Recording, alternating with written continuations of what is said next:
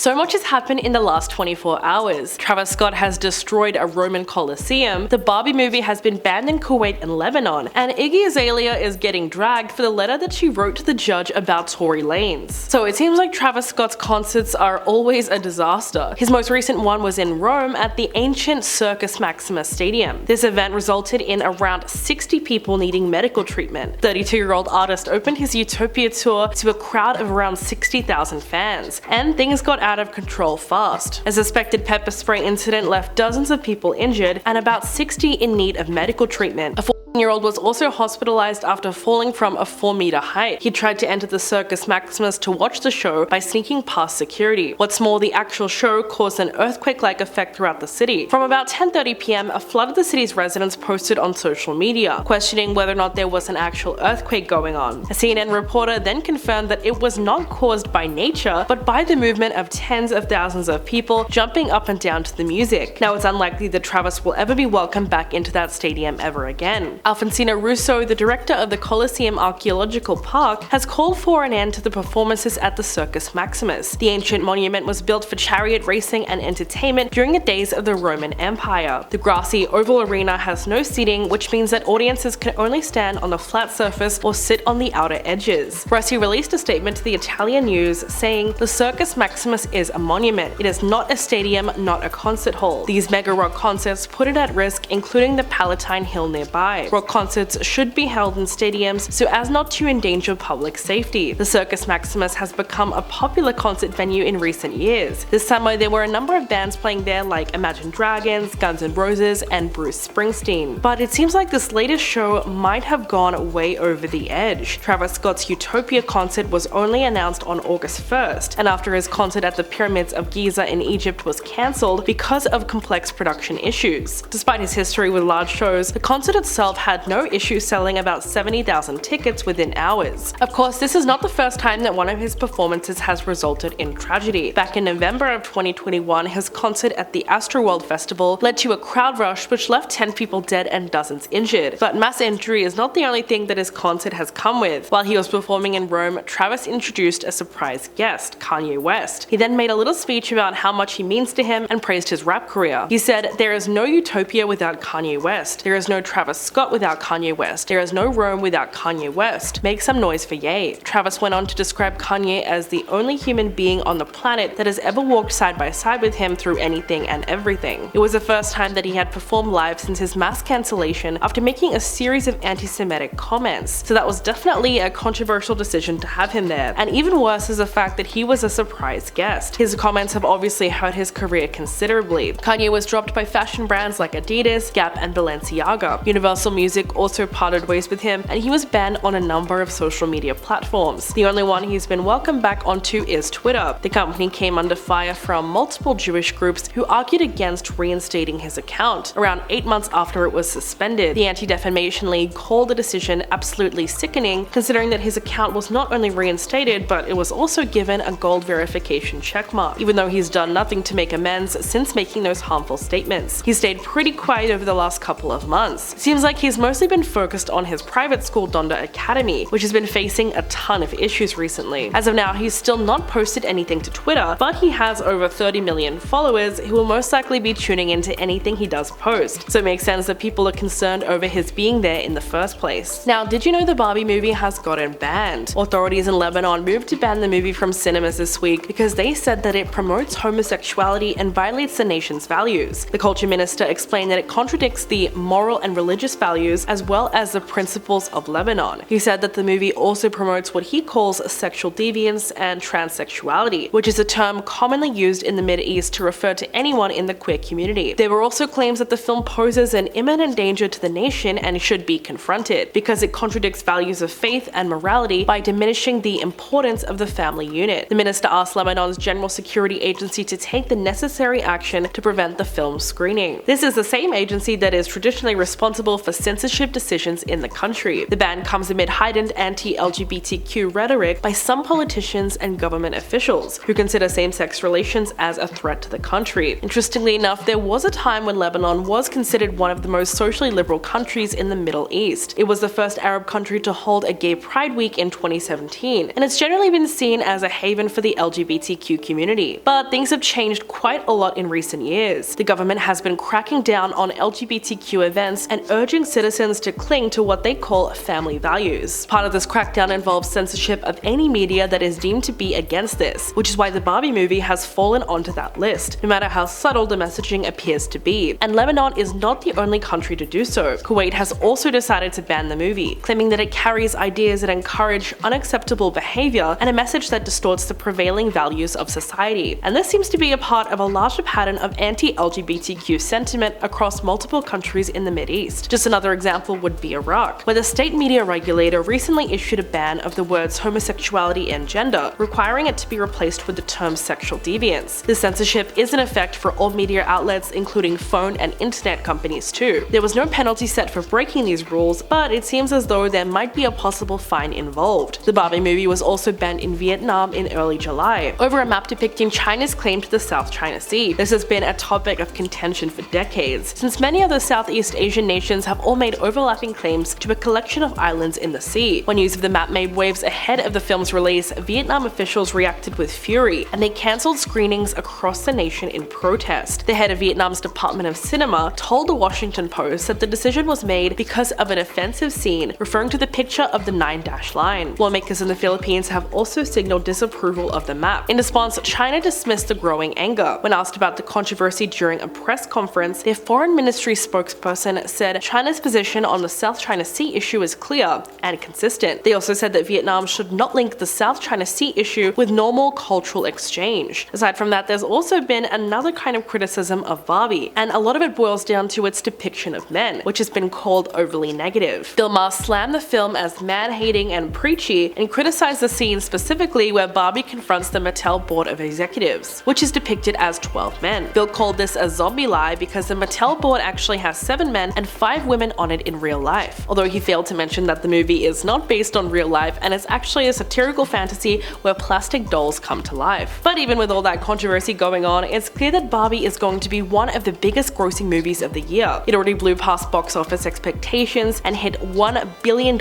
in box office revenue just 3 weeks after its release, with $460 million of that being earned in the US alone. By the time Labor Day gets here, Barbie will almost certainly have passed the Super Mario Bros. Movie. That would make Greta Gerwig's film the highest grossing movie of the year, and that says a lot about the cultural impact that the movie is going to have as well. So what do you think? Have you seen it? And if so, what do you think of it? Now, why are people dragging Iggy Azalea? So during the sentencing of Tory Lanez, it was revealed by the judge that he has received over 70 letters in support of him. It's no surprise that many of his friends and fans would be pleading with the judge to give him a lesser sentence, but the person that caught people off guard the most was Iggy Azalea. She asked him to impose a sentence that was transformational but not life-destroying. When Twitter users found this out, they were not pleased at all. In the letter, which was written in February, she claimed that the rapper wasn't a bad person and that she hoped the judge would offer him some leniency when it came to sentencing. While her letter of support was largely unsuccessful, considering that Tory was given 10 years in prison, she did reveal that she's hired 6 members of his team to help both them and Tory get back to work once he regains his freedom. She wrote, "Since Daystar remains in jail, many of his employees are left without work. I took it upon myself to hire 6 of his staff members full-time. I did this not only because they are great hardworking people, but so that they remain in a position to transition back into running his business when he's completed his sentence. I'm doing all I can to make sure he's in a position to come home and get back to work." Elsewhere in her 3-page letter, Iggy wrote, "I deeply appreciate the person he is and have never witnessed him lose his temper or raise his voice at a woman." She said that Tory confided in her back in February, saying that he was happy that God put him in jail and that he saw this as an opportunity to soften his heart. She said, "I'm not shocked, it's who he is, watering and shining a light on others until something beautiful grows. Daystar Peterson is not the pest you've heard about, he's a gardener. He helps others bloom." It's no surprise that Iggy faced a lot of pushback for this letter online. She's since taken to Twitter to try and defend herself. She wrote, "I really wish people would read and also take into account context. I'm not trying to get anyone out. I have never said that I think he should not be held accountable or serve time.